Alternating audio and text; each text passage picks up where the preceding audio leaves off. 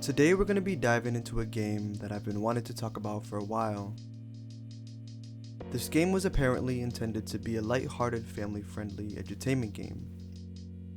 The logo you're seeing on screen right now was of a Japanese video game developer founded by Osamu Sato, and if you're familiar by any chance with the PS1 title LSD Dream Emulator, Osamu was the mastermind behind that project as well. I would describe LSD Dream Emulator to be of a surreal, confusing, dreamlike art style, with some mysterious and sometimes dark elements. As we dive into the world of roly-poly's no nanakorobi yaoki, you'll see similarities between the two games in terms of art style, but anyways, let's now take a journey through the world of roly-poly.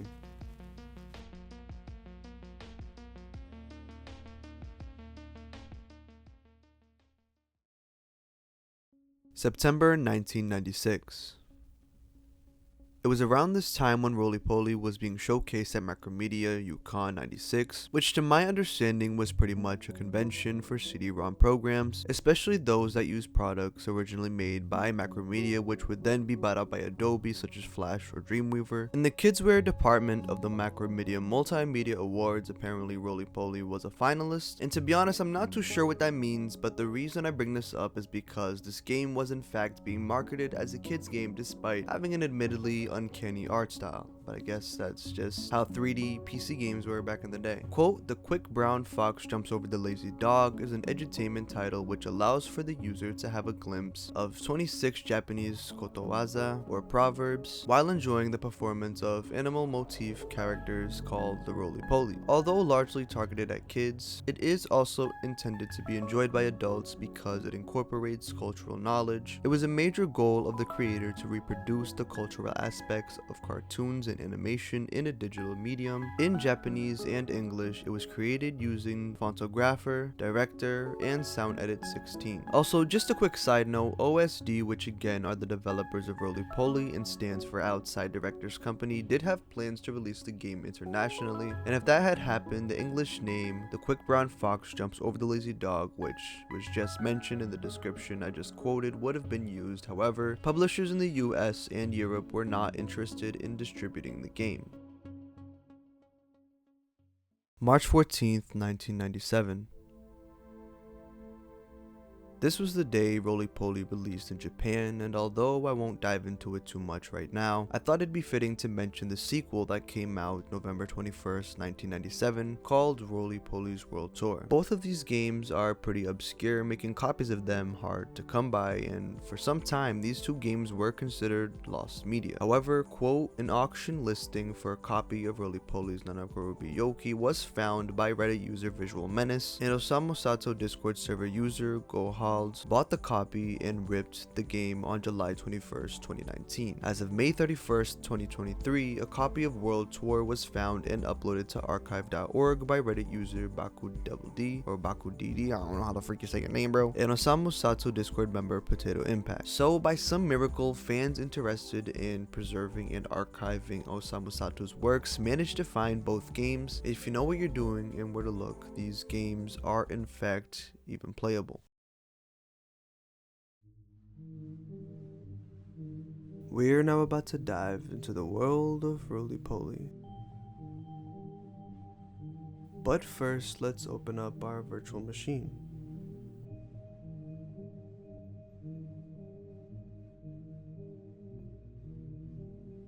As we wait, I just want to thank my patrons so much for supporting the channel. I'm going to continue making more videos like this and up the quality, so if you're able to help support, consider doing so, because it's y'all that are going to help this dream of mine, making videos full time a reality. But anyways, we have a game waiting for us.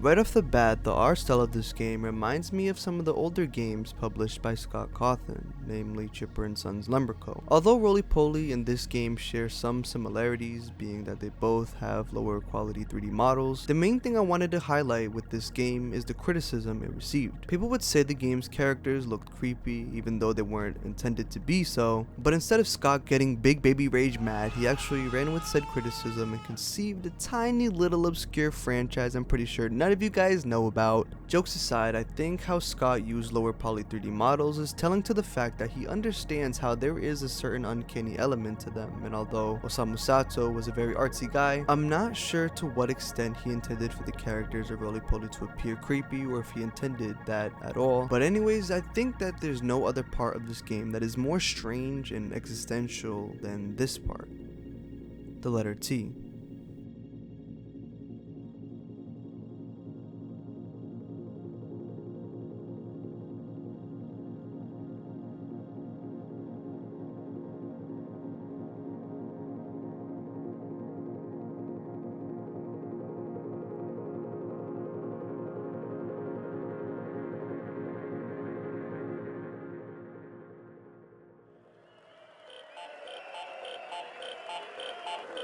Ready? Go!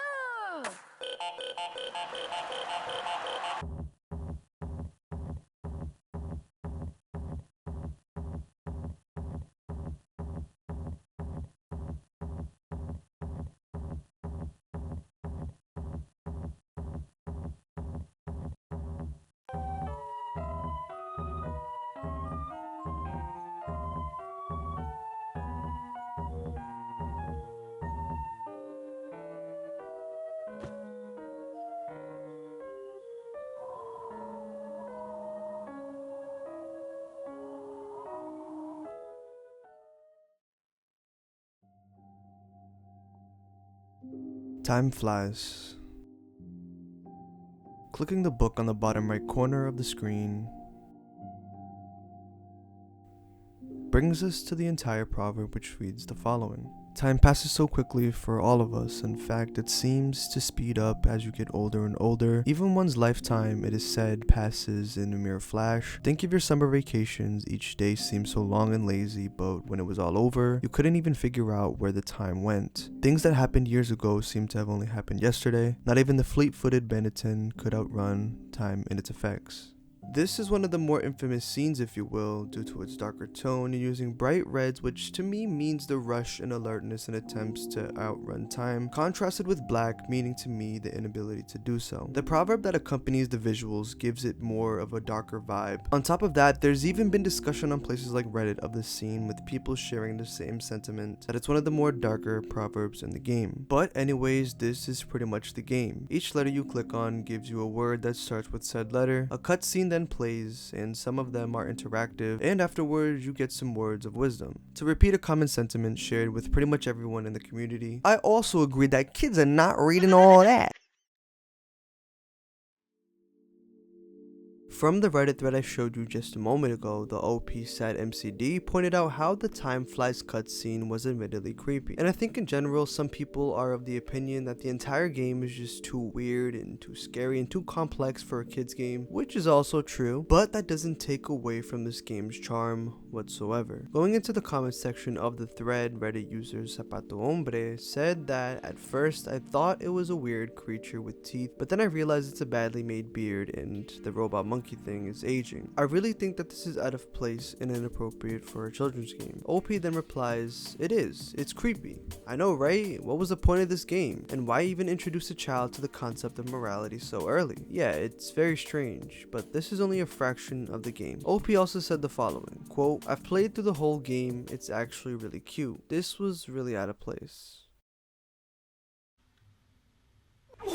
Did I jump scare you there? I really hope I jump scared you. Alright, let's get to the point now. I'll admit, I found out about this game through Mama Max's video. The video is now unlisted, but as I was rewatching it to get inspiration for this video, I realized something. He didn't go too much into the game itself, but more so how the game apparently caused some kid to have cancer and die or whatever, which to my knowledge isn't true. But through this video, I thought, why not showcase this game despite the fact that it has all of these crazy looking characters, especially this freaky looking crab. Like, what the freak is that. Like, why he looked like that though? Regardless, this game is full of personality. This game is full of charm, and despite being rough around the edges, I think if you look past the flaws that it has, you can see how Osamu Sato was really trying to make something special with this game. And right now I want to show you a couple examples of that. So without any further ado, let's roly poly on to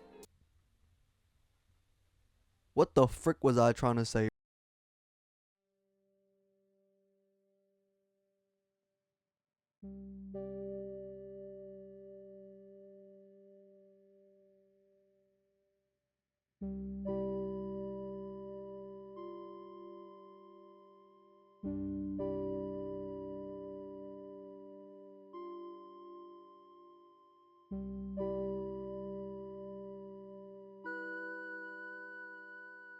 Every cutscene showcases the characters doing various things, and throughout each and every single one of them, we can see their personality traits shine through, especially on the main menu by clicking on each one of them individually. Pawn is an easygoing, lazy dog, except when there's food around. Tro is a quick-witted trickster who loves to play tricks on Pawn. Jumpin' Jack Boo is the world's strongest pig who has many talents. Mr. Whatever the frick his name is a good-natured chef. Bannerton is a genius inventor who also is kind of cynical and single-minded. George is a laid-back ferret who likes to sleep all of the time. Las Vegas Akiko is a hard worker, but right after she's finished with her daily tasks, she loves to go out and party. And last but not least, we've got Del Montas, who just be there vibing on the tree. Since there really isn't a plot or an objective overall in the game, what really carries the experience while learning about all of the proverbs are the characters and their dynamics with each other.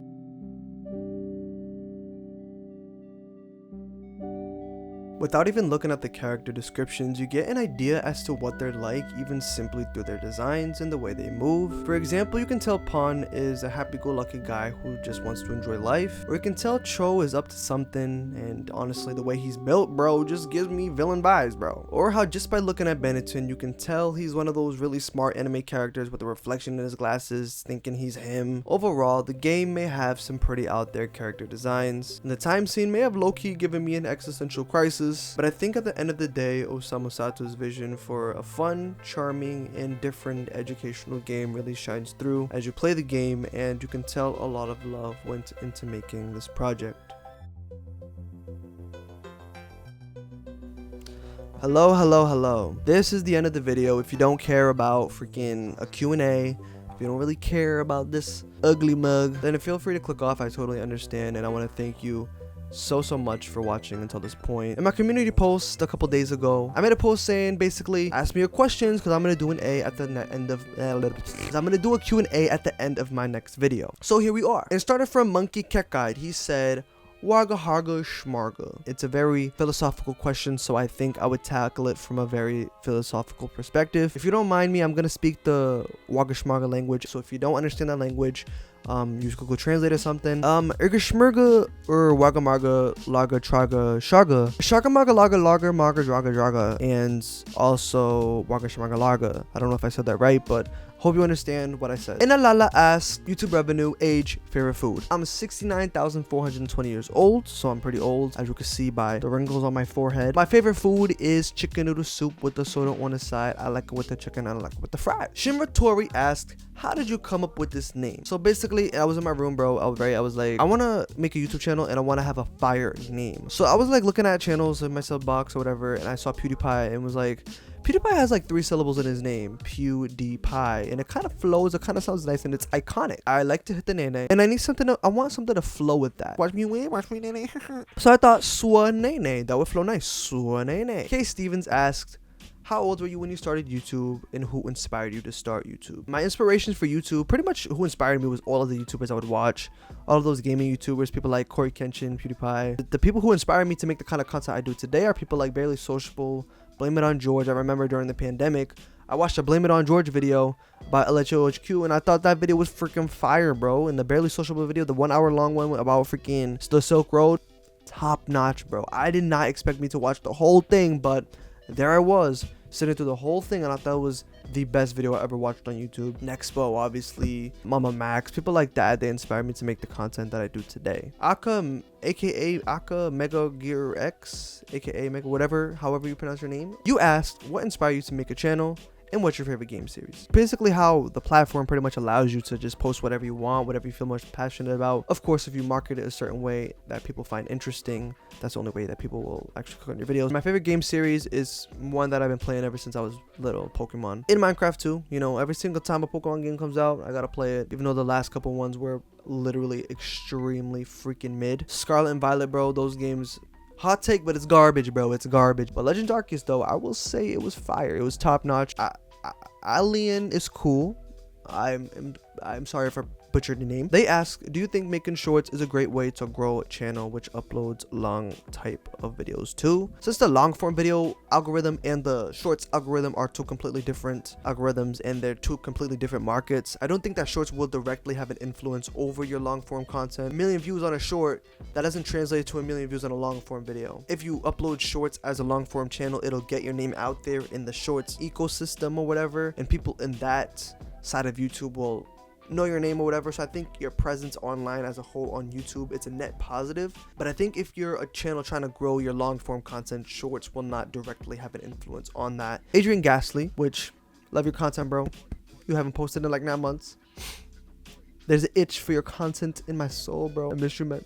I miss you. He asked, who are your favorite YouTubers to watch right now? I've been watching a lot of Liam Triforce and their retrospective series. That series banger. Of course, you know, I love people like Nexpo, Barely Sociable, Blame It On George, Mama Max, Turkey Tom, Wendigoon, and also, believe it or not, the prank scene, the prank YouTuber side of YouTube, Adrian Harding, Gideon, Canel Joseph, Ash O. Gray Ninja asked, have you ever checked out horror games like Afraid of Monster, DC, and Cry of Feared? If so, what are your thoughts about them? I have not played them. I have watched video essays about them. I've watched Nexpos and Pyrocynicals respectively. And through those videos, I gotta say, bro, those games seem like bangers. Extra Shard Drive asked, before becoming a YouTuber, did you have any other jobs you were interested in? So just to clarify, this is not my job yet, but before I had this as my, main objective to go full-time, and I did want to become an animator. Life goes like this, life just be like this sometimes, life just be, I'm saying. Just Busy Sleeping said, what made you want to start a YouTube channel and what's your opinion on your first video? Even though it's a garbage video, it's trash, but I think what it represents is the first step into making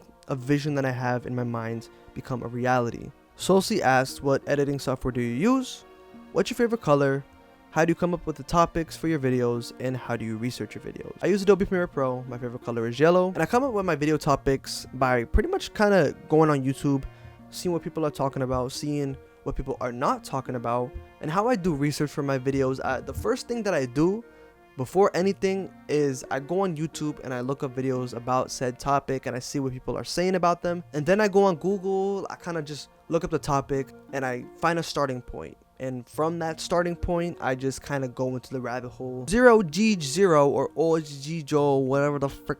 Sorry, I'm sorry if I butchered your guys' names, bro. They said, not a question, but I just want to say you're doing amazing work. And to that, I want to say thank you. And I thank all of you guys for asking these questions. I hope that the parasocial relationship, the parasocial bond is, all jokes aside, I want to thank you guys so much for, always supporting the videos, always leaving kind words. I don't deserve it, and at the end of the day, you guys can be watching any other YouTuber. You guys can be watching anybody else. You guys could just watch Nexpo's videos. Whoever else, man, I don't even know, bro. They make videos 10 times better than I do, but you guys choose to stop here for a bit, and I do want to thank you. Anyways, enough of the sappy stuff, enough of the cringe emotional stuff. Deuces. When I'm on YouTube, I be like, eating my chicken noodle soup just like Swanene. When I hit they name it.